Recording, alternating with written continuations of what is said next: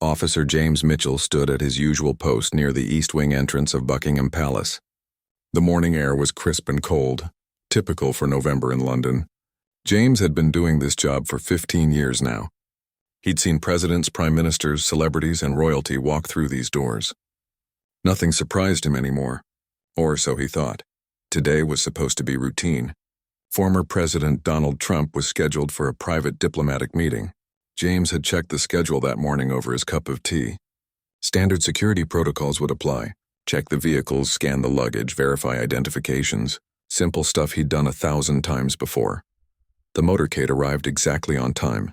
3 black armored vehicles rolled up to the palace entrance. James watched as Secret Service agents stepped out first, their eyes scanning everything. They were professionals just like him.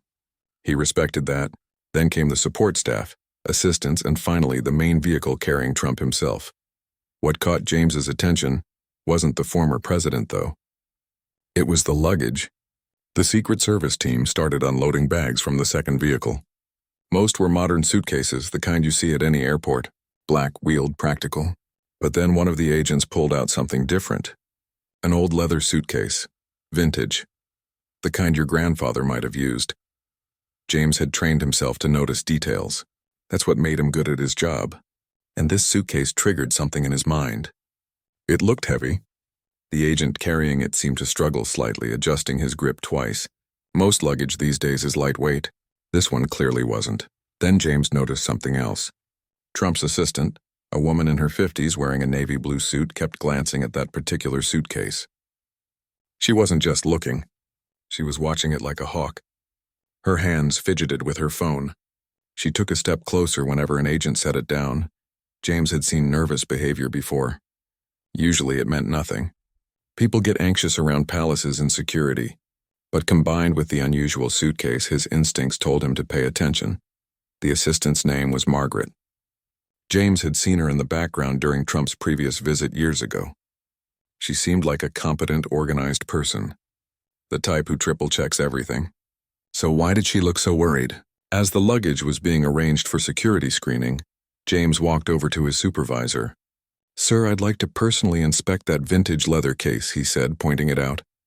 His supervisor, an older gentleman named Robert, raised an eyebrow. "Any particular reason?" "Just a feeling," James replied. "It looks out of place, heavy, and the assistant seems unusually concerned about it." Robert nodded. He trusted James's judgment. "Go ahead. Follow protocol." James approached the staging area where all the luggage had been lined up. The Secret Service agents immediately took notice. One of them, a tall man with gray hair, stepped forward. "We'll handle the screening," the agent said firmly. "Palace protocol requires our team to inspect all items," James replied politely but firmly. "No exceptions." The agent's jaw tightened. "These are the former president's personal belongings. Diplomatic considerations apply." James had expected this. It happened sometimes with high-profile visitors. Everyone thinks their boss deserves special treatment. "I understand, sir, but the rules are clear. All luggage gets inspected by palace security. It's for everyone's safety, including your principal." Margaret, the assistant, had moved closer now. She was listening to every word. Her face had gone pale. James noticed her hands were shaking slightly. "Is there a problem with that particular suitcase, ma'am?" James asked her directly. Margaret blinked, surprised to be addressed. No problem. It's old, valuable. I want to make sure it's handled carefully." James nodded. "I'll be very careful. I promise," but Margaret didn't seem reassured. She looked at the Secret Service agent, then back at James. "Maybe we should just leave it in the car. Mr. Trump doesn't really need it for the meeting." Now James was really curious. Why would she suggest leaving it behind? If it wasn't important, why bring it at all? "Ma'am, all items that entered the palace grounds need to be screened," James explained. "It's standard procedure." The situation was escalating. More agents had gathered. Robert, James's supervisor, came over. Soon, palace officials were being called. What should have taken 5 minutes was turning into a diplomatic incident. James stood his ground. He wasn't trying to be difficult. He was just doing his job. And that suitcase was setting off every alarm in his trained mind. 20 minutes passed. Phone calls were made. James could hear fragments of tense conversations. The Secret Service wanted to invoke diplomatic immunity. Palace officials insisted that security protocols had no exceptions. Margaret looked like she might faint. Then, unexpectedly, Trump himself appeared. He'd been waiting in a reception room but apparently got tired of the delay. "What's going on out here?" he asked, his distinctive voice carrying across the entrance hall. The lead Secret Service agent explained the situation. Trump listened, his expression unreadable. Then he looked at the vintage suitcase. "That old thing?" Trump said. "I barely remember where it came from. Some gift from years ago. Check it if you want. I've got nothing to hide." Margaret made a small sound, almost like a gasp. Trump didn't seem to notice. "You're sure, sir?" the Secret Service agent asked. Yeah. Let's get this meeting started. I didn't fly across the Atlantic to stand around arguing about luggage." And just like that, the tension broke. Trump headed back inside. The agent stepped aside. Margaret looked like she might cry. James put on his inspection gloves. Another officer brought over the documentation forms. A photographer was called to record the inspection. Standard procedure for high-profile visitors. The suitcase sat on the inspection table. It was beautiful, actually. Genuine leather, brass fixtures, probably from the 1950s or 60s. It had that worn, well-traveled look. James could see stamps and stickers from various hotels: Paris, Rome, New York. He reached for the latches. They were old-fashioned, the kind that needed a specific technique to open. James had seen similar cases in antique shops. Margaret stood a few feet away, her hand covering her mouth. The Secret Service agents watched closely. Robert stood beside James, ready to document everything. This was it. James had no idea what he was about to find. Maybe nothing. Maybe Margaret was just protective of an expensive antique. Maybe his instincts were wrong. But as his fingers touched the cold brass latches, something told him this was going to be anything but routine. 15 years of experience had taught him to trust that feeling. And today, that feeling was screaming at him that everything was about to change. He took a breath and opened the first latch. Then the second. The suitcase was ready to be opened. Whatever was inside was about to be revealed. And James Mitchell, a simple palace guard just doing his job, had no idea he was about to uncover something that would make international headlines and shake the foundations of diplomatic protocol forever. James lifted the lid slowly. The hinges creaked slightly, the sound of old metal that hadn't been opened in years. Everyone in the room leaned forward slightly, curiosity getting the better of professional composure. Inside, there were layers of silk fabric. Deep burgundy silk, the expensive kind. It was wrapped carefully around something. James could see the shapes of multiple objects, each bundled separately. This wasn't how people normally packed suitcases. This was how you protected valuable items. "What is all this?" Robert muttered beside him. James carefully lifted the first silk bundle. It was heavier than expected. He unwrapped it slowly, aware that everyone was watching. As the fabric fell away, he found himself holding a stack of old letters. Not just any letters. These had wax seals, official-looking wax seals with a royal crest. "Stop," Robert said sharply. He leaned closer, his eyes widening. "Don't touch those with your gloves. We need archival gloves. Now." Another officer rushed to get proper handling equipment. James set the letters down gently on the inspection table. Even from where he stood, he could see the writing was old. The ink had faded to brown. The paper had that yellowed look of age. Robert pulled out his reading glasses and leaned close without touching anything. "Dear God," he whispered. "That seal.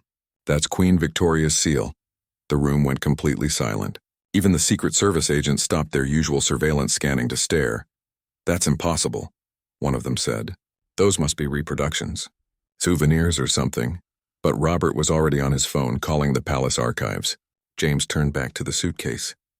There were more silk bundles inside. He lifted the second one. This time when he unwrapped it, he found a small velvet pouch. Inside the pouch were coins. Old coins. Gold coins. James wasn't an expert on currency, but even he could tell these weren't normal coins. They had a weight to them, a quality. He turned one over carefully. There was a face on it. A king's face, and a date. 1937 coronation commemoratives, Robert said, looking over his shoulder. From King George VI. These are extremely rare. Margaret, Trump's assistant, had sat down on a nearby chair. Her face was white as a sheet. "I don't understand," she kept saying. I don't understand. The Secret Service agents were on their radios now. Their whole demeanor had changed. This wasn't just unusual. This was potentially serious. James reached for the third bundle. This one was smaller, wrapped in what looked like protective museum paper inside the silk. His hands were shaking slightly now. What else could possibly be in here? He unwrapped it carefully. Inside was a small wooden frame, and in that frame was a painting. Tiny, maybe 4 inches by 3 inches. A portrait miniature. The kind wealthy people used to carry before photographs existed. The painting showed a young woman in Victorian-era clothing. The detail was incredible. You could see individual brushstrokes. The gold leaf frame was ornate, delicate. And on the back of the frame, there was a small brass plate with an inscription. Robert leaned in to read it. His face went from curious to shocked to almost scared. "James," he said quietly, "put that down very, very carefully. And then step back. What is it?" James asked, doing as he was told. "If I'm reading this correctly, and I really hope I'm wrong, that portrait was reported missing from Windsor Castle in 1997. It's been on the International Stolen Art Registry for almost 30 years. The room erupted. Everyone started talking at once. The Secret Service agents were demanding explanations. Margaret was crying now, saying she had no idea, she didn't know, this couldn't be happening. Palace officials who had arrived to oversee the inspection were making urgent phone calls. James just stood there staring at the contents of the suitcase. Letters from Queen Victoria, rare coronation coins, and a stolen portrait from Windsor Castle, all in a suitcase belonging to former President Trump, all brought casually into Buckingham Palace like everyday luggage. "We need to secure this entire area," Robert said, taking charge. "Nobody touches anything else. We need experts here immediately. Art historians, Scotland Yard, everyone." Trump's lead Secret Service agent was already on the phone with their embassy. "Sir, we have a situation," James heard him say. James photographed everything, every angle, every item. He documented the exact position of each piece in the suitcase. This was evidence now, potential criminal evidence. His routine inspection had turned into something massive. More palace security arrived. They cordoned off the area. The other luggage was moved to a different location.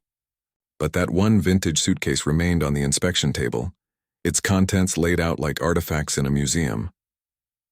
Margaret was being questioned by Robert. "When did Mr. Trump acquire this suitcase?" he asked gently. Margaret wiped her eyes. "It was a gift. During the 2018 state visit, a man gave it to him at a private dinner. A British man. An antiques dealer, I think. He said it was filled with reproductions and commemorative items. Anglo-American friendship, that sort of thing. Did anyone examine the contents then?" "No," Margaret said miserably. "Mr. Trump just thanked him and had it sent to storage. We have so many gifts, hundreds, thousands maybe. They all get cataloged and stored. I was going through the storage inventory last month preparing for this trip, and I saw it listed. I thought it would be nice to bring British-themed items back to Britain." A goodwill gesture. James felt a bit sorry for her. She'd clearly had no idea what was really in the suitcase. She thought she was doing something thoughtful. "Who was this antiques dealer?" Robert asked. "Do you remember his name?" Margaret nodded. "Edmund Hartley. He had a shop in the Cotswolds. Very reputable, or so we were told. He'd been invited to the dinner by one of the British trade representatives." Robert wrote the name down and immediately passed it to someone who ran off to start investigating. Trump himself was brought back to the entrance hall. He looked annoyed at first, then confused when he saw everything laid out on the table. "What is all this?" he asked. Robert explained carefully. "The letters. The coins. The portrait. The fact that at least one item was registered as stolen." Trump's expression changed from confusion to shock to anger. "That son of a—" he stopped himself. "Hartley. Edmund Hartley. I barely remember him. Some British guy who said he loved American leadership. Wanted to give me a gift celebrating our special relationship. I get stuff like that all the time. You smile, say thank you, and move on." "Did you ever open the suitcase, sir?" Robert asked. "No, why would I? I've got people who handle that stuff. It went into storage with everything else." James believed him. Trump's confusion seemed genuine. And it made sense. Important people get gifts constantly. They can't personally examine every single one. Scotland Yard arrived within the hour. A whole team of them. Art and antiques specialists. They brought special equipment. Magnifying glasses, UV lights, reference books that looked 100 years old themselves. The lead investigator, a woman named Detective Inspector Patricia Thornton, examined each item meticulously. She photographed everything, took measurements, made notes in a leather journal.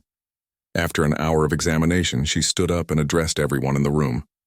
Preliminary assessment suggests these items are authentic. The letters appear to be genuine correspondence from Queen Victoria's household. The coins match known examples from the 1937 coronation set, and the portrait miniature matches the description and photographs of the piece stolen from Windsor Castle in 1997. She paused, looking at Trump. "Sir, I need to ask you to cooperate fully with our investigation." "Whatever you need," Trump said immediately. "I want to know how this happened just as much as you do." James's simple inspection had uncovered something that went far beyond palace security. This was about stolen national treasures, about international art trafficking, about someone who had used a former American president as an unwitting smuggler. As more investigators arrived and the area became a full crime scene, James stepped back to his regular post.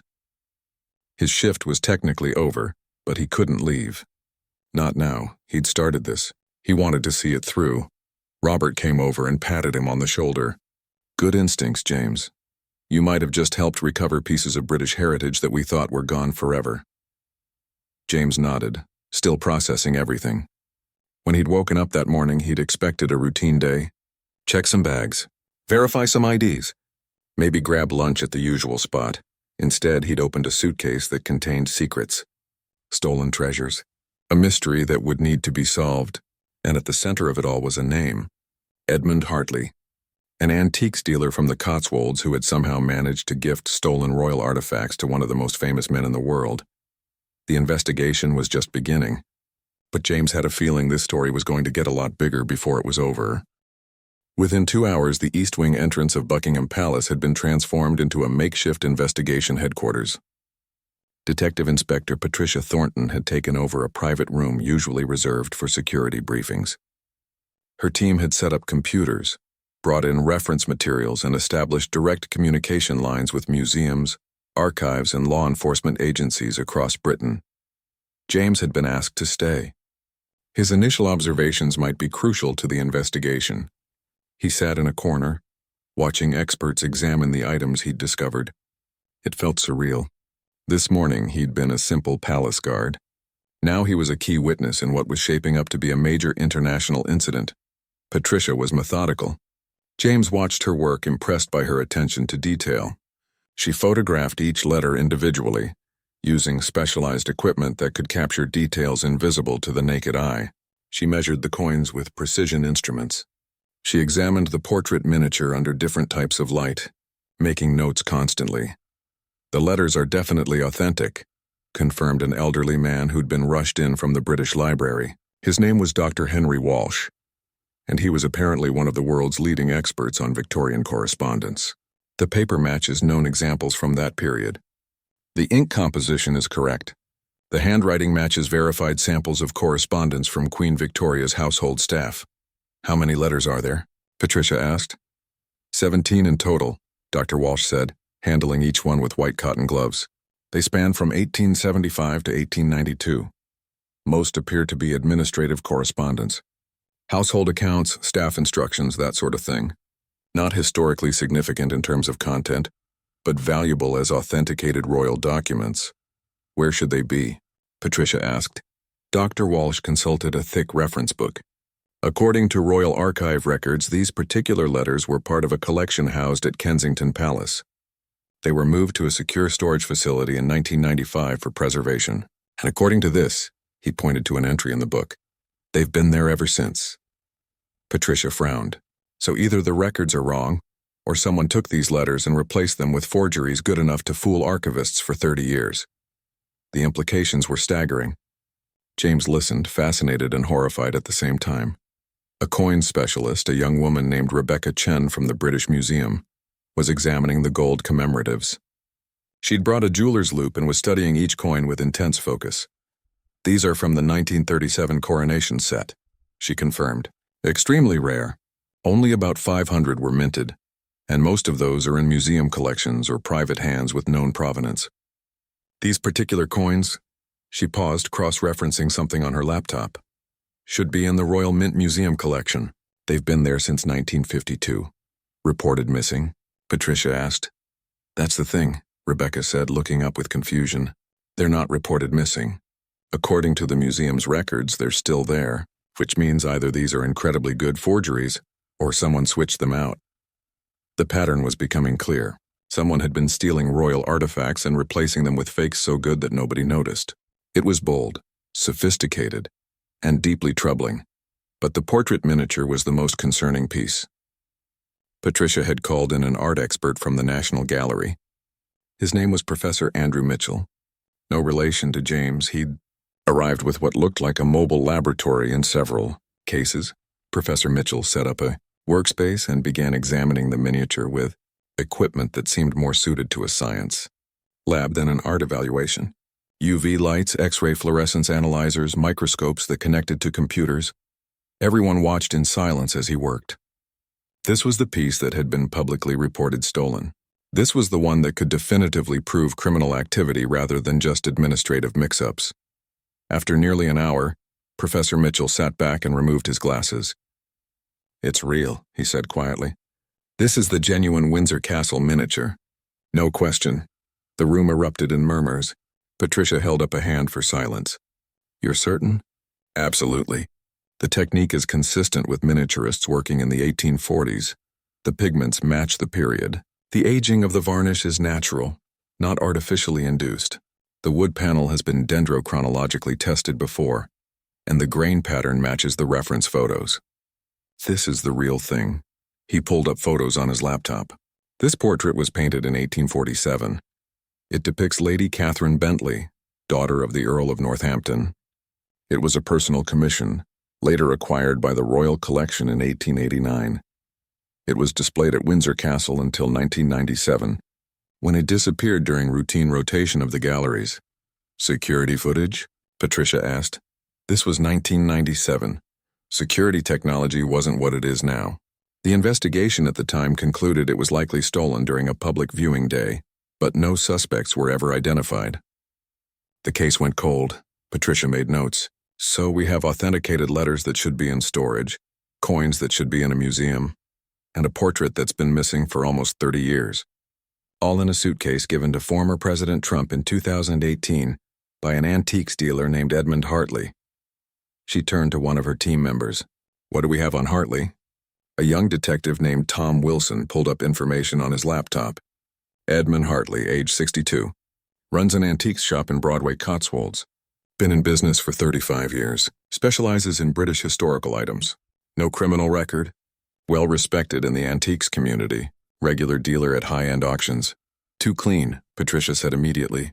Nobody operates at this level without leaving some trace. There's more, Tom said. I checked his business records. He's traveled extensively. Makes regular buying trips to Europe, America, Asia. Attends all the major antiques fairs and estate sales. Perfect cover for a smuggler, Patricia observed. He's supposed to be traveling with valuable items. Nobody questions it. James watched as the investigation unfolded. It was like watching a puzzle come together. Edmund Hartley wasn't just some random gift giver. He was potentially the center of an organized operation. Margaret, Trump's assistant, was being interviewed in a separate room. Through the open door, James could hear her providing every detail she could remember about the 2018 state visit. The dinner where Trump met Hartley. Who else was there? What was said? How the gift was presented. Trump himself had been moved to a private meeting room. He'd offered full cooperation. His legal team was on the way from America, but Trump had insisted he had nothing to hide and wanted the investigation to proceed immediately. The Secret Service had initially tried to maintain control of the situation, but they'd quickly realized this was beyond their jurisdiction. This was a British criminal matter involving British artifacts. They'd stepped back, though they maintained a protective presence around Trump. Patricia's phone rang. She answered, listened for a moment, and her expression changed. "Send them up immediately," she said. 2 more people entered the room. They were from Scotland Yard's Art and Antiques Unit headquarters. They brought with them a large file box. We pulled everything we have on high-value thefts from royal properties over the past 30 years, one of them explained. Cross-referenced for items that went missing without major publicity. Patricia opened the box. Inside were dozens of case files. Unsolved mysteries. Items that had disappeared quietly.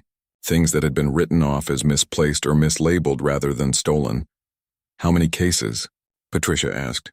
43 separate incidents, ranging from 1992 to last year. Total estimated value of missing items exceeds £20 million. James felt a chill. This wasn't just about the items in the suitcase. This could be the tip of a massive iceberg. Patricia began going through the files. Do any of these have connections to the Cotswolds? To antiques dealers? To anyone named Hartley? Her team started cross-referencing. Computers hummed. People made phone calls. The investigation was expanding rapidly. Then Tom made a discovery. Boss, look at this. 3 of the cases mention items that later appeared at auction houses. The provenance listed them as coming from private collections in the Cotswolds. No specific names, but that's not unusual in the antiques trade. Which auction houses? Tom read off 3 names. All prestigious. All legitimate. All places where Hartley was known to buy and sell. Patricia stood up and addressed her team. Here's what I think we're looking at. Edmund Hartley, or someone connected to him, has been systematically stealing items from royal properties for decades. High-value pieces that wouldn't be immediately missed. He replaces them with good forgeries so inventories still match. Then he moves the real items through the legitimate antiques trade, mixing them with his normal business. Perfect laundering operation. But why give authentic stolen items to Trump? Tom asked. That's a huge risk, Patricia thought for a moment. Unless he was using Trump as a mule. Think about it. Trump is traveling back to America. Secret Service protection. Diplomatic status. Who's going to thoroughly search his luggage? Hartley could have been planning to retrieve the items later through some excuse. Or maybe he had contacts in America who would buy the suitcase from Trump. It made sense. James could see the logic. Use a high-profile figure as unwitting transportation. Detective Inspector Patricia Thornton didn't waste time. By late afternoon, she had assembled a team to visit Edmund Hartley's antiques shop in Broadway. But she had to be careful. If Hartley was indeed running a sophisticated smuggling operation, he'd be watching for any signs of investigation. One wrong move and he might destroy evidence or disappear. We go in as customers, Patricia decided. Plainclothes. 2 of my people. Pretending to be a wealthy couple looking for investment pieces. They browse, ask questions, get a feel for the operation. Meanwhile, we'll have surveillance outside watching who comes and goes. James wasn't part of this team, but Patricia had asked him to stay at the palace. His observations might still be needed. So he watched from the investigation room as the operation unfolded via live communication feeds. The antiques shop was located on the high street of Broadway, a picture-perfect Cotswolds village. Honey-colored stone buildings, tourist crowds, expensive cars parked along the street. Hartley's shop, Heritage and History Antiques, occupied a prime corner location. The windows displayed tasteful arrangements of furniture, paintings, and decorative items. 2 detectives, posing as Mr. and Mrs. Thompson, entered the shop. They were wearing hidden cameras and microphones. Back at Buckingham Palace, James and others watched the feed on a monitor. The interior of the shop was impressive. High ceilings, wooden floors, glass display cases filled with jewelry and small artifacts, larger pieces of furniture arranged throughout the space. Everything looked legitimate, professional, expensive. A woman in her 30s greeted the Thompsons. She introduced herself as Claire, the shop manager. She was polite, knowledgeable, and gave no indication that anything unusual was happening. Is Mr. Hartley available? Detective Thompson asked casually. We were told he's the best in the area for authenticated historical pieces. I'm afraid Mr. Hartley is traveling at the moment, Claire replied. He's at an estate sale in France. He should be back next week, but I'd be happy to help you. What are you looking for? Patricia, watching from London, made a quick decision. She motioned to another team member. Check all flights and ferries to France from the last 48 hours. I want to know if Hartley really left the country or if she's covering for him. The detectives in the shop continued their act, browsing and asking questions. Claire was helpful, showing them various pieces, explaining provenance and pricing. Everything seemed normal, but then something interesting happened. A phone in the back office rang. Claire excused herself to answer it. The hidden microphones picked up her side of the conversation. Heritage and History, this is Claire. Yes, he's still away. No, I told you nothing until he gets back. I can't make those decisions. You'll have to call his mobile directly. She sounded stressed, annoyed. When she returned to the main shop floor, her pleasant demeanor was slightly forced. The detectives browsed for another 20 minutes, then left without buying anything. Once they were safely away, they reported back. Something's off, Detective Thompson said. The shop is legitimate, but Claire seemed nervous. And there's a locked door in the back behind the main storage area. When I asked about it, she said it was just old inventory space, but she changed the subject quickly. Patricia was already working on getting a search warrant, but that required evidence. Suspicion wasn't enough. Meanwhile, the team tracking Hartley's travel had found something. Boss, there's no record of Edmund Hartley leaving the country in the past week. No flights, no ferry bookings, no Eurostar tickets under his name. So Claire lied, Patricia said, which means Hartley is either hiding or he's traveling under a different identity. She turned to the financial analyst on her team. What do we have on Hartley's finances? The analyst, a quiet man named David, had been working on this for hours. It's complicated. The shop itself runs at a modest profit. Nothing suspicious in the main business accounts. But I found something interesting. Hartley has several offshore accounts. Isle of Man, Channel Islands, even one in Monaco. How much money are we talking about? Patricia asked. Hard to say exactly without full access, but the movements I can see suggest millions. Money comes in from various sources, gets moved around, then ends up in investments. Property, stocks, more antiques. Money laundering, Patricia said. Classic operation. Steal valuable items, sell them through legitimate channels, mix that money with regular business income, move it offshore, bring it back as investments. The pattern was clear now, but proving it required more than financial suspicions and a mysterious locked door. Then they got a break. One of the team members had been going through old auction records, cross-referencing items Hartley had sold over the years. Boss, look at this. In 2015, Hartley sold a Victorian brooch through Christie's auction house. Beautiful piece, got a good price. The provenance listed it as from a private estate in Yorkshire. So, Patricia asked. So I checked the Royal Missing Items list. A Victorian brooch matching this exact description went missing from Clarence House in 2014. It was reported as mislaid during a renovation, never pursued as theft. Patricia leaned forward. Do we have photos? Better?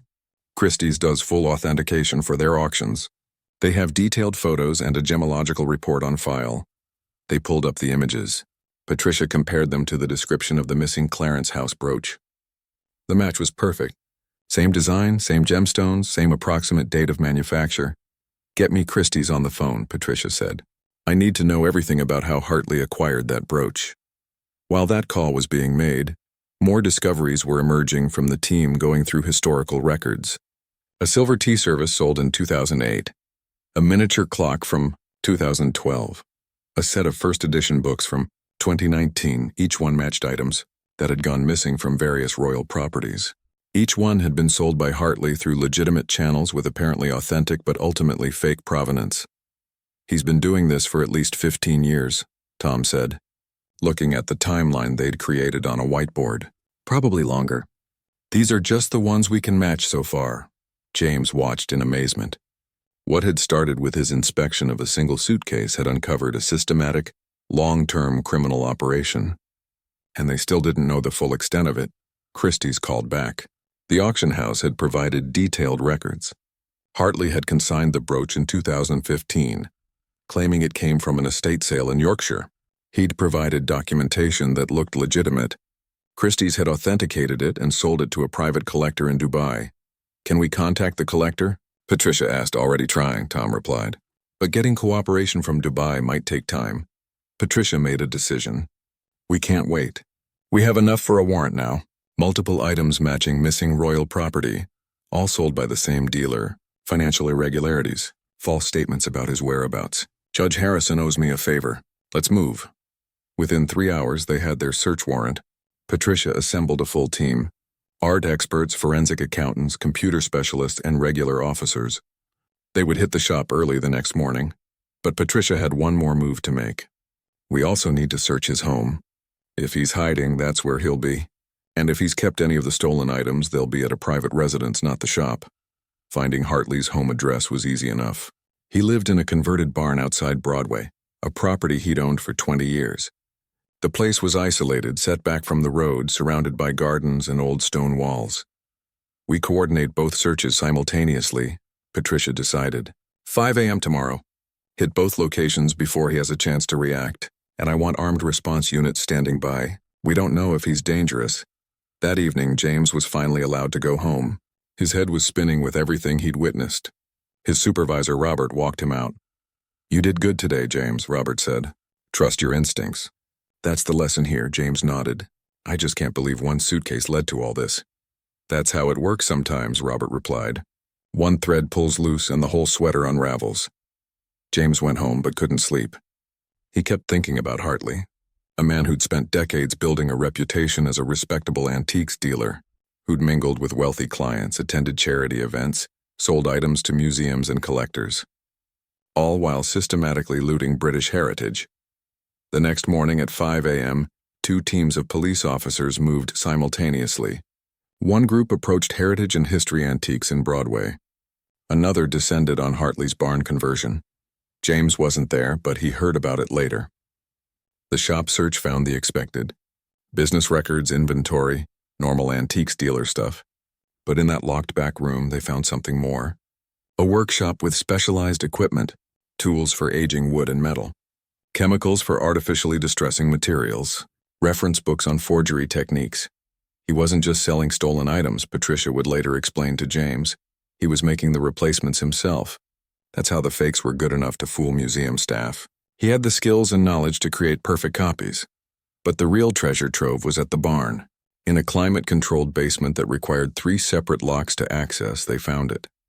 Shelves lined with artifacts, paintings wrapped in protective materials, jewelry in secure cases, books. Edmund Hartley sat in the interrogation room at Scotland Yard headquarters looking completely calm. Too calm for someone who'd just been arrested for potentially one of the largest art theft operations in British history. He was a distinguished-looking man in his early 60s with silver hair and expensive glasses. He wore a cardigan over a button-down shirt, looking more like someone's kindly uncle than a master criminal. Detective Inspector Patricia Thornton sat across from him. She'd been doing this job for 20 years and had interviewed hundreds of suspects. But Hartley was different. Most criminals either denied everything or lawyered up immediately. Hartley seemed almost eager to talk. "You said I took longer than expected to figure it out," Patricia began. "What did you mean by that?" Hartley smiled slightly. "The suitcase. I gave it to Trump in 2018, that's 7 years ago. I thought someone would inspect it eventually. Probably when he brought it back to Britain. But years went by and nothing happened. I assumed it had been destroyed or lost or was sitting in a warehouse somewhere." "Why did you give him stolen items in the first place?" "It was a test," Hartley said simply. "I wanted to see if it was possible to move high-value pieces through diplomatic channels. If it worked, I could expand the operation internationally. If it failed, well, Trump wouldn't know they were real anyway. He'd just be embarrassed, and I'd be long gone." Patricia made notes. "But it didn't work." "No, it worked perfectly. That's the ironic part. The suitcase went through American security without question. It sat in storage for years. It came back to Britain without issue. The only thing I didn't account for was a thorough palace guard who actually checked luggage properly." He said it like he was complimenting James. Patricia felt anger rise in her chest but kept her voice professional. "Let's start from the beginning. When did you start stealing from royal properties?" Hartley leaned back in his chair. 1992. My first piece was a small painting from Kensington Palace. I'd been hired to do some restoration work on furniture there. Not unusual. I was a legitimate dealer with good credentials. I noticed the security was rather lax. Cameras were minimal, inventory checks were infrequent, and there were thousands of items, many in storage, rarely looked at. "So you just took a painting?" "Not immediately. I studied the situation for months. Learned the patterns. Figured out which pieces would be missed and which wouldn't. That first painting was from a storage room. It had been there for decades. The inventory card was handwritten and faded. I replaced it with a very good copy I'd made myself and took the original. And nobody noticed?" "Nobody noticed," Hartley confirmed. "That's when I realized how vulnerable the system was. The royal collection is enormous. Millions of items spread across dozens of properties. The cataloging system was outdated. Many pieces hadn't been properly photographed or authenticated in modern times. It was actually easier than stealing from a museum. Patricia found this disturbing but kept him talking. How did you choose what to take? Carefully. I avoided anything too famous or too well documented. No crown jewels, obviously.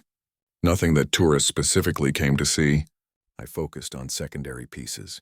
Beautiful, valuable, but not central to any collection. Items that might be listed as mislaid or in storage if they went missing. And I always replaced them with forgeries good enough to pass casual inspection. You made the forgeries yourself? Most of them, yes. I'm quite skilled, if I may say so. I studied conservation and restoration at university. Worked in museums for years. I know the techniques, the materials, the aging processes. My copies were excellent. Not good enough to fool a detailed scientific analysis, but perfectly adequate for a visual inventory check. Patricia pulled out a list. We've identified 43 separate thefts so far. Is that accurate? Probably more, actually. Some of the earlier pieces I moved through private sales that wouldn't show up in auction records. I'd estimate closer to 70 or 80 over the years. He said it so casually. 70 or 80 priceless artifacts. Patricia kept her expression neutral. What did you do with them? Sold them mostly. Through legitimate channels. Auction houses, private dealers, direct to collectors. The trick was provenance. I created false histories for each piece. Estate sales that never happened. Private collections that didn't exist. I'd forge documentation, create paper trails. By the time an item went to auction, it had a complete, believable history that had nothing to do with royal collections. And the money went into various investments. Property, stocks, more inventory for the shop. I wasn't greedy. I lived well, but not extravagantly. The barn is nice, but not suspicious. The shop makes legitimate profit. I maintained the appearance of a successful but modest businessman. Patricia leaned forward. Why? You were already successful. You had a good business. Why risk everything? For the first time, Hartley's expression changed. Something darker crossed his face. Do you know what it's like to spend your life surrounded by beauty, knowing you'll never truly own it? I worked in museums. I restored priceless treasures. I handled objects that kings and queens had owned. And then I had to give them back. Put them behind glass for tourists to gawk at. Watch wealthy collectors bid millions for pieces I could barely afford to look at. So this was about ownership? It was about recognition, Hartley corrected. I'm better at this than most museum curators. My eye for quality, my knowledge of techniques, my skill at restoration. I could identify a fake from across a room, and yet I was treated as just another tradesman, useful but ultimately forgettable. So you decided to prove you were smarter than everyone else, and I didn't have to prove it. I was smarter. The fact that it took 7 years and a random suitcase inspection to catch me proves that. His arrogance was extraordinary. Patricia pulled out photos of the items found in his basement. Tell me about these. Hartley looked at the photos with what seemed like genuine affection. My private collection. Those are the pieces I couldn't bear to sell. Too beautiful, too perfect. I kept them for myself. How many? About 50 pieces. The best of what I acquired over the years. I'd visit them in my basement sometimes. Just sit and appreciate them. That's what they deserved. Appreciation. Not being locked in storage rooms or reduced to inventory numbers. Patricia counted in her head. If Hartley had stolen 70 or 80 pieces and kept 50, that meant he'd sold around 30 through his operation. Each one potentially worth hundreds of thousands or even millions. The total value of what he'd stolen could be astronomical. Let's talk about the Trump suitcase specifically, Patricia said. Why those particular items? I wanted a variety. Letters, coins, a portrait. Different types of artifacts that would test different aspects of security. The letters were from Kensington Palace storage. The coins I'd actually acquired years earlier and kept. The portrait was my prize piece. I'd taken it from Windsor Castle in 1997. That was a bold operation. The security was tighter there, but I'd been hired to evaluate some paintings for conservation. I had legitimate access. And you gave all of this to Trump because, I told you, it was a test. And frankly, I was getting bored. The operation had become too easy, too routine. I wanted to see if I could pull off something audacious, using a former American president as a mule. That's the kind of challenge that interested me. What was your plan if it worked? I had contacts in America who would have approached Trump's people eventually, offered to buy the suitcase as a collector's item. We'd have negotiated a price, made it seem like a normal transaction. The items would have disappeared into private American collections, far from British authorities. Untraceable. Patricia made more notes. These American contacts, give me names, Hartley smiled. I think that's where I'll stop being so cooperative. I've told you about my operation, but I'm not going to destroy other people's lives just because mine is over. They're criminals. They're associates. Some knew what they were handling. Others didn't. I'm not giving you names. You'll have to figure that out yourselves. Patricia had expected this. Criminals often drew lines about what they would and wouldn't reveal. Fine, let's talk about the forgeries. How did you make them convincing enough to fool museum staff? Hartley seemed happy to return to this topic. It's all about materials and technique. For paintings, I sourced period-appropriate canvas or wood panels. Sometimes I'd buy cheap old paintings at estate sales and paint over them, so the base material was genuinely old. For documents, I found suppliers of period paper or carefully aged new paper using tea, sunlight, and chemical treatments. Inks were crucial. I mixed my own using historical formulas. And the wax seals on the Victoria letters? I made molds from genuine seals I'd handled during restoration work. Cast them in period-appropriate wax. The devil is in the details. Modern wax has different properties than old wax. You have to know these things. What about the coins? The forgery coins I left as replacements weren't actually coins at all. They were weighted tokens with printed surfaces, sealed in the original cases. They looked right through the clear case, which was all that mattered. Nobody actually handles coins in museum collections regularly. They just verify the cases are sealed and the items look correct. Patricia realized the depth of his knowledge and planning. You thought of everything. The news broke the next morning. Someone, somewhere in the investigation chain, had leaked information to the press. By 8 a.m., every major news outlet in the world was running some version of the same headline. Trump caught with stolen royal artifacts at Buckingham Palace. James saw it on his phone before he'd even finished his breakfast. His quiet routine job as a palace guard had suddenly become international news. His name hadn't been released yet, thank goodness, but that was probably only a matter of time. The palace press office was in full crisis mode. Their phones were ringing non-stop. Reporters were gathering outside the gates. News helicopters circled overhead. It was chaos. James reported for his shift, trying to enter through a side entrance to avoid the media crowd. But they'd figured out all the entrances. Cameras and microphones were thrust at him. Questions shouted from every direction. Did you really open Trump's suitcase? What made you suspicious? Is Trump under arrest? How much were the stolen items worth? James kept his head down and pushed through without commenting. Palace security helped clear a path. Once inside, he was immediately summoned to the press liaison office. A harried-looking woman named Jennifer explained the situation. The story is everywhere. We're trying to manage it, but it's already out of control. We need to decide how much to confirm and how much to deflect. What do you want me to do? James asked. Nothing. Say nothing. Don't talk to reporters. Don't post on social media. Don't even tell your friends the full story. Let the official investigation handle communications. James was fine with that. He didn't want to be famous. He'd just been doing his job, but the media had other ideas. By noon, some enterprising reporter had figured out James's identity. His name was suddenly trending on social media. People were calling him a hero. Others were accusing him of political bias against Trump. It was insane. Meanwhile, Trump himself was holding a press conference. James watched it on a monitor in the security office. Trump stood at a podium outside the American embassy, his lawyers flanking him. This is a complete setup, Trump declared. I was used. Some British criminal gave me a suitcase 7 years ago and I had no idea what was in it. None. Zero. And now the fake news media is trying to make it seem like I'm some kind of smuggler. It's ridiculous, a reporter shouted a question. Sir, why didn't you inspect the gift when you received it? I receive hundreds of gifts, thousands. You think I personally open every single one? I've got people for that. They catalog everything. This was listed as commemorative items, reproductions, historical souvenirs. Nobody knew they were real stolen artifacts. Another reporter. Will you cooperate with the investigation? I've already cooperated completely. Full access to my properties. All my records. I've got nothing to hide. This Hartley guy? Never heard of him before that dinner in 2018. He seemed like a respectable businessman. How was I supposed to know he was a criminal? Trump was getting animated now, his signature style emerging. And can we talk about the real story here? How does someone steal from the royal family for 30 years and nobody notices?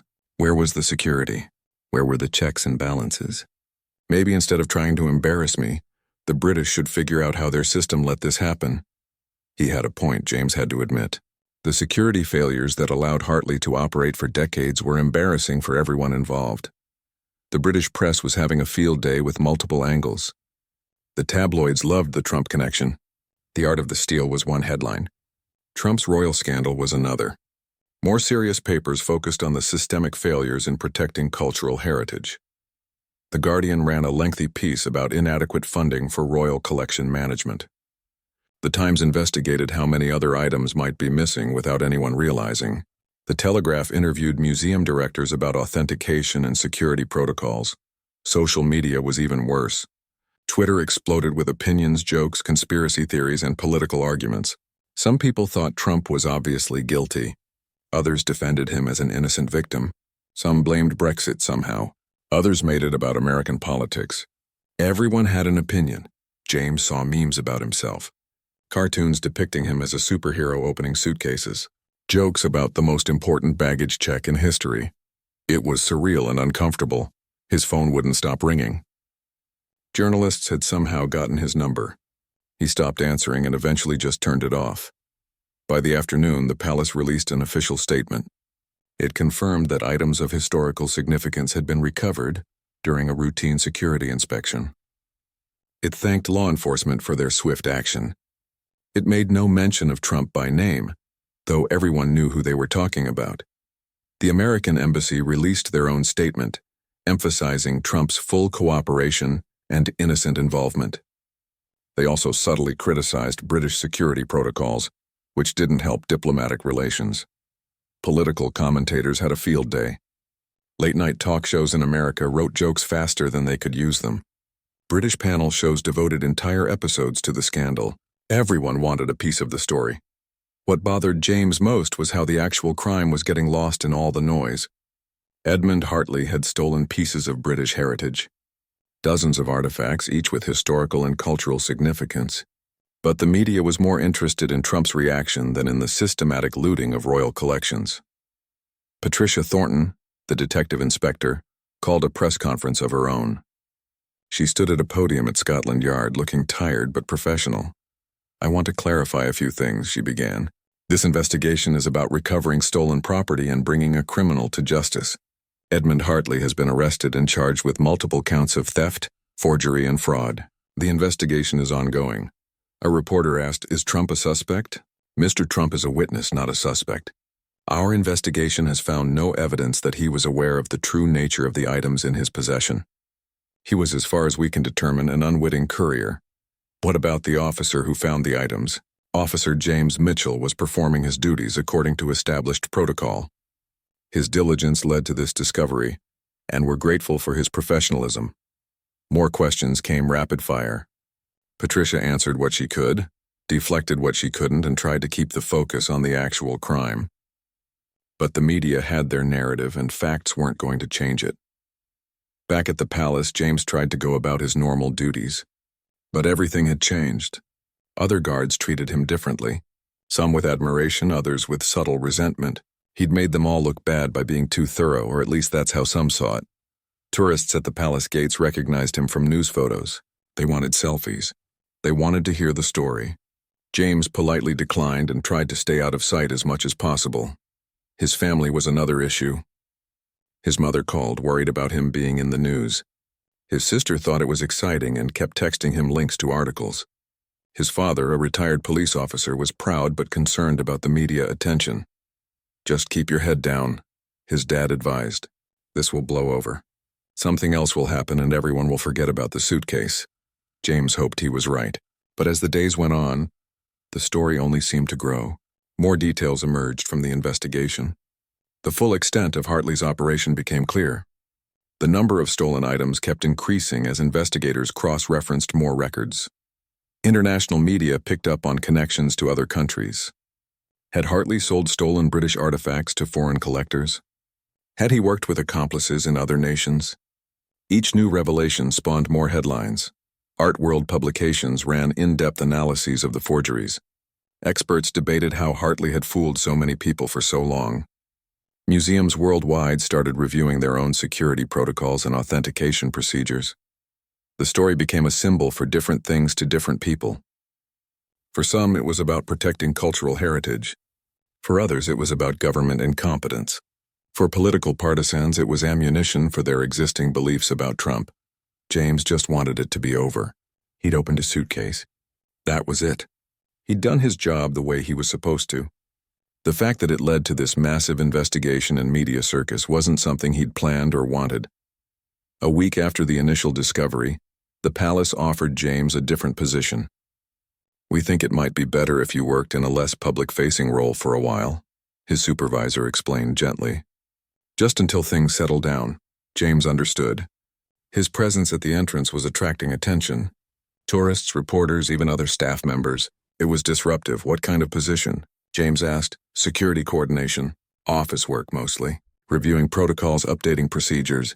Your insights would be valuable, especially given what you uncovered. It was probably for the best. James accepted the transfer. At least in an office, he could work without cameras and curious onlookers. But the media attention continued. Documentary crews wanted to interview him. Book publishers reached out with offers. A screenwriter contacted him about film rights. James declined everything. He wasn't interested in fame or profit from this. He'd done what any good officer should do. The fact that it became a sensation wasn't his fault, and he wasn't going to. The trial of Edmund Hartley began 6 months after his arrest. It was held at the Old Bailey, London's Central Criminal Court. The courthouse, with its distinctive dome and Lady Justice statue, had seen countless historic trials. But this one captured public imagination in a way few others had. James was scheduled to testify. He'd been dreading this day. Public speaking had never been his strength, and now he'd have to do it in a courtroom, under oath with media watching every word. The prosecution team had prepared him thoroughly. They'd gone over his testimony multiple times, what he'd observed, why he'd decided to inspect the suitcase, what he'd found. Straightforward facts, they assured him. Just tell the truth. The courtroom was packed. Every seat filled with reporters, legal observers, and members of the public who'd queued for hours to get in. Cameras weren't allowed inside, but sketch artists worked quickly, capturing the scene for evening news broadcasts. Edmund Hartley sat at the defense table looking composed. He wore an expensive suit and his usual glasses. He could have been attending a business meeting rather than facing multiple felony charges. His legal team, 3 sharp-looking solicitors, flanked him. The judge, a stern woman named Lady Justice Pemberton, called the court to order. The charges were read: theft, fraud, forgery, handling stolen goods, money laundering. The list went on. Each charge represented years of systematic criminal activity. Hartley pleaded not guilty to everything.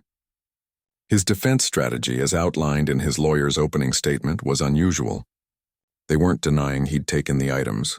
Instead, they argued he'd rescued artifacts from neglect, that his actions had actually preserved British heritage that was being inadequately protected. It was an audacious approach. The prosecutor, a sharp woman named Caroline West, looked almost amused by it.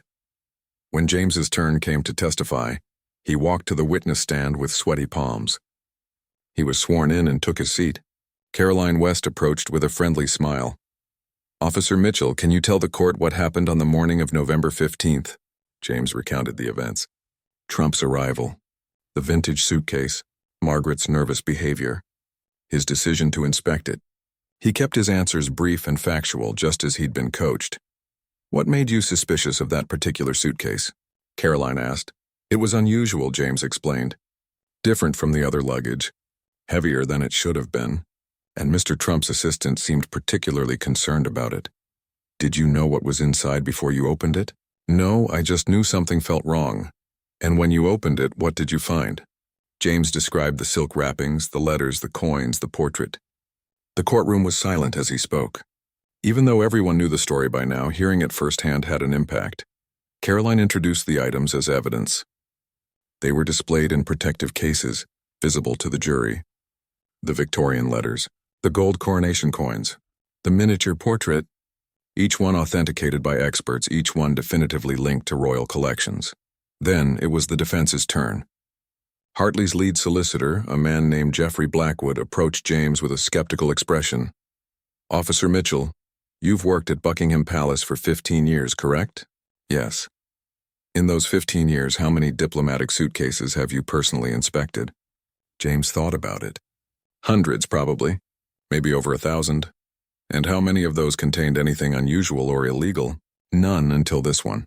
"So you were looking for a problem where none existed?" "I was doing my job," James replied firmly. "Every suitcase gets inspected." "That's protocol," Jeffrey smiled slightly. "Protocol that apparently allowed Mr. Hartley to operate undetected for decades. Tell me, Officer Mitchell, if the palace security is so thorough, how did none of you notice that royal artifacts were going missing for 30 years? Caroline objected. "Your Honor, Officer Mitchell wasn't responsible for collection management." "Sustained," the judge said. "Mr. Blackwood, confine your questions to the witness's actual duties." Jeffrey shifted tactics. "Officer Mitchell, when you inspected the suitcase, did you have any specific training in art authentication?" "No." "Historical document verification?" "No." "So when you saw these items, you couldn't actually know if they were authentic or reproductions, could you?" "I knew they looked old and valuable. That's why I called for experts. But you didn't know. You assumed." James felt his frustration rising but kept his voice steady. "That's why we have protocols. When something looks potentially significant, we bring in people who can verify it." The cross-examination continued for another 20 minutes, but Jeffrey couldn't shake James's testimony. He'd observed suspicious behavior, followed proper procedure, and discovered stolen property. Those were the facts, and no amount of clever questioning could change them. Other witnesses followed over the next several days. Margaret, Trump's assistant, testified about receiving the suitcase as a gift. Trump himself appeared via video link from America, explaining his minimal involvement. Secret Service agents described their security protocols. Then came the experts. Art historians explained the significance of each stolen piece. Museum curators testified about the inadequacy of security systems that had allowed the thefts. Forensic accountants detailed Hartley's money laundering operation. The prosecution built a comprehensive case, not just about the items in the suitcase, but about Hartley's entire criminal enterprise. They showed how he'd infiltrated royal properties, identified vulnerable items, created forgeries, and sold the originals through legitimate channels. Hartley's defense tried to paint him as a preservationist. They called witnesses who testified about inadequate storage conditions in some royal facilities. They showed photos of items damaged by neglect. They argued that Hartley had actually saved artifacts that would otherwise have deteriorated. "My client is not a thief," Jeffrey argued in his closing statement. "He's a conservator who saw national treasures being neglected and took action to preserve them. Yes, his methods were unorthodox. Yes, he should have gone through official channels. But his intent was always to protect British heritage. It was creative, James had to admit. But Caroline's rebuttal was devastating. "The defense wants you to see Edmund Hartley as a misunderstood hero," she told the jury. "But let's be clear about what he actually did. He stole. He forged. He lied. He profited. He sold pieces of British history to the highest bidder and kept the money for himself." She walked over to the evidence table and gestured to the displayed items. "These artifacts belong to the nation, to all of us. They're part of our shared heritage, and Mr. Hartley took them for his own benefit. He didn't preserve them. He hoarded them. He reduced our cultural treasures to commodities to be bought and sold." Caroline paused, letting her words sink in. "The defense talks about neglect. But who's been neglecting these items? The museums that kept them in climate-controlled storage? Or the man who hid them in his basement for his private enjoyment?" She turned to face the jury directly. "Mr. Hartley kept detailed records of his crimes.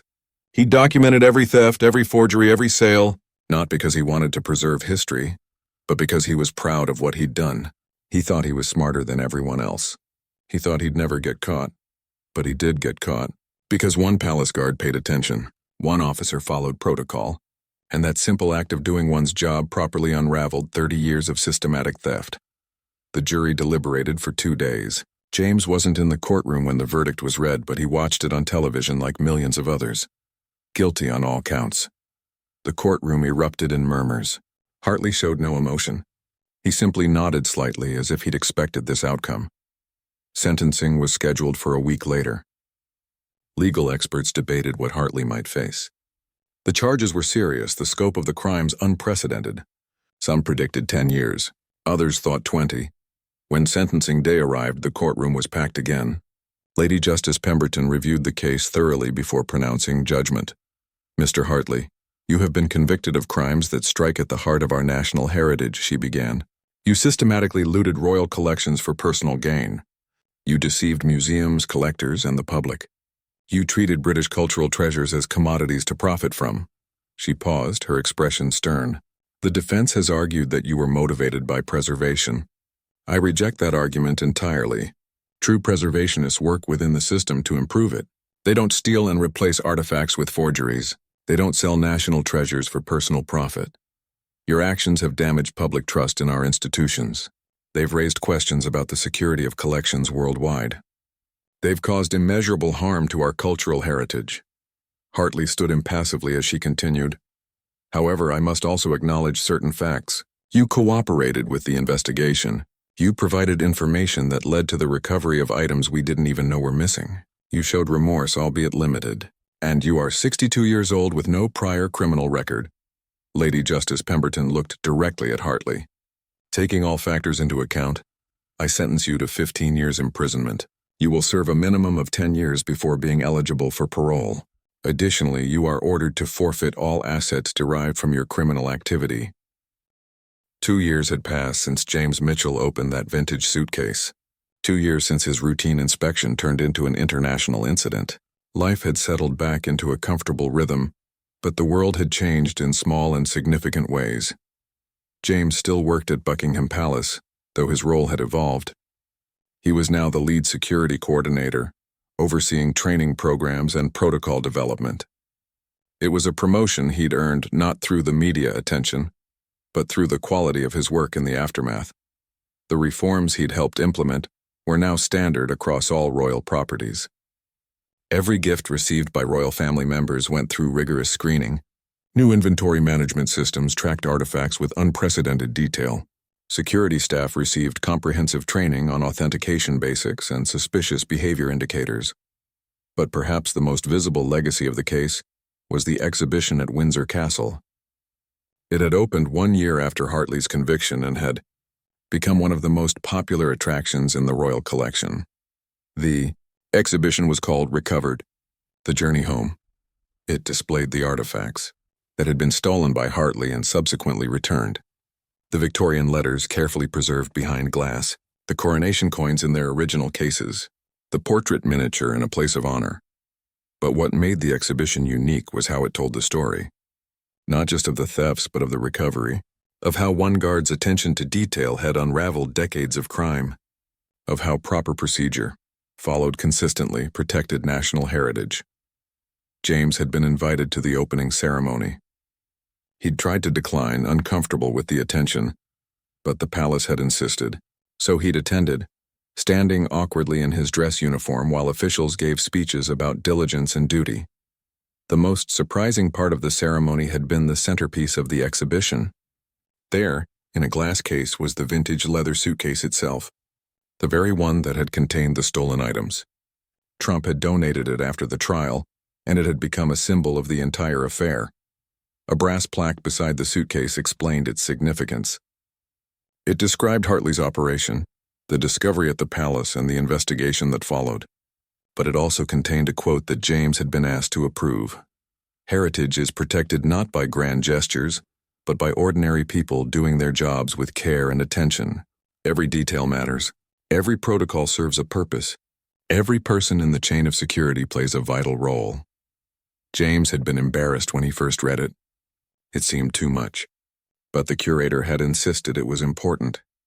"People need to understand that protecting our heritage isn't just about advanced technology or famous investigators," she'd explained.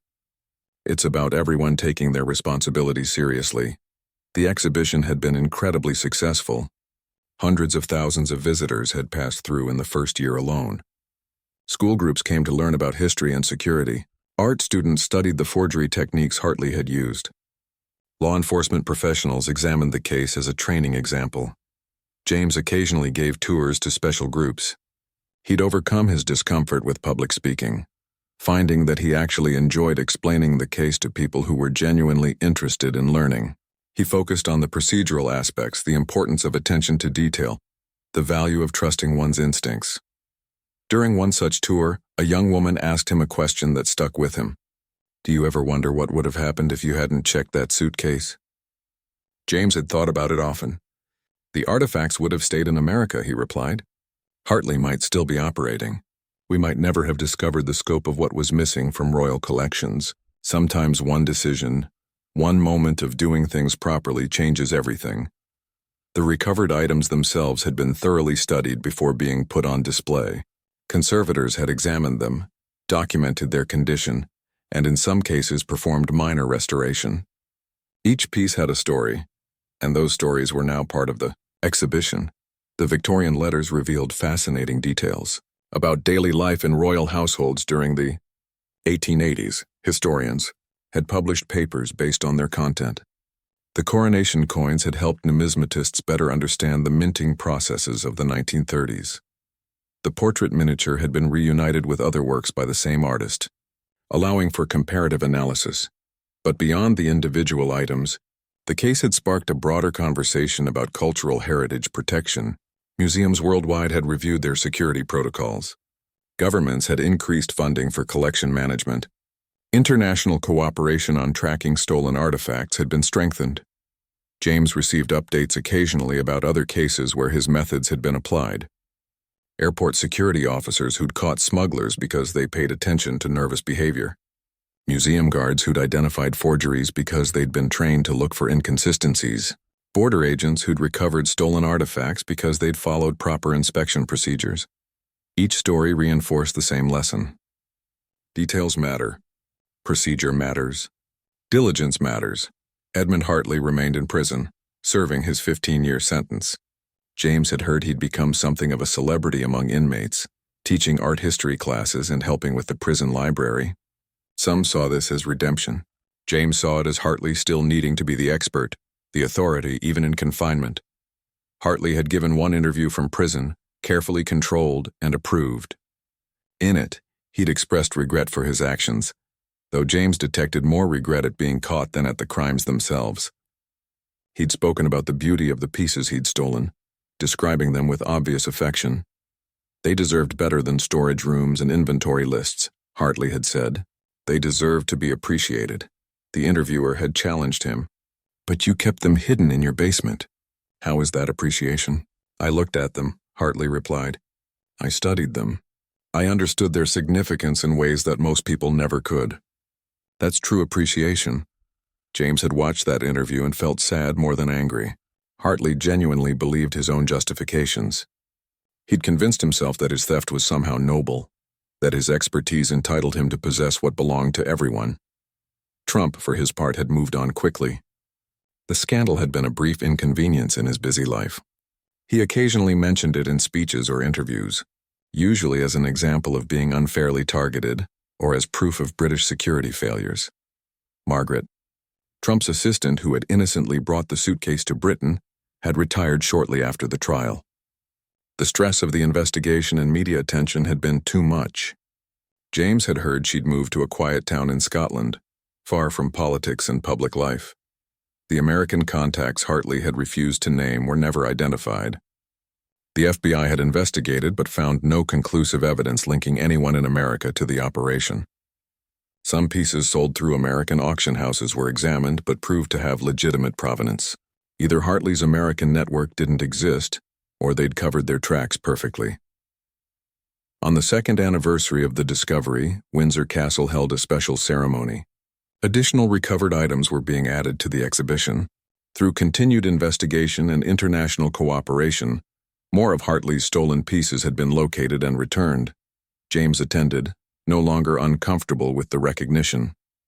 He'd come to understand that his role in the story mattered, not because he was special, but because it demonstrated something important about how systems work when people care about them. During the ceremony, he met a young security guard who was just starting her career at the palace. Her name was Amy, and she was nervous but eager. I read about your case during training, she said. It's kind of intimidating, honestly. What if I miss something important? James smiled. He remembered feeling exactly that way when he'd started. You won't catch everything, he told her. Nobody can. But if you pay attention, follow procedure, and trust your instincts when something feels wrong, you'll catch what matters.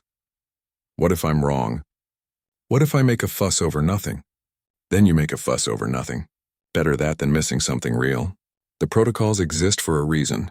Use them. Amy nodded, looking reassured. James watched her walk away, heading to her post at one of the palace entrances. Another guard doing an ordinary job that occasionally became extraordinary. That evening, James walked through the exhibition one more time before it closed. He paused at the vintage suitcase, looking at it behind its protective glass. It seemed so ordinary. Just an old leather case with brass fittings and travel stickers. But it represented something profound. It represented the moment when diligence met opportunity, when proper procedure prevented a crime from staying hidden, when ordinary professionalism achieved extraordinary results. A museum docent approached, an elderly volunteer who helped with tours. Are you James Mitchell? She asked. Yes. I wanted to thank you. My grandson is studying art history at university. He wants to work in museum conservation. This exhibition inspired him. He says he wants to protect heritage the right way. James felt a warmth spread through his chest. That's wonderful. We need people like that. He says what impressed him most wasn't the dramatic recovery or the criminal's cleverness.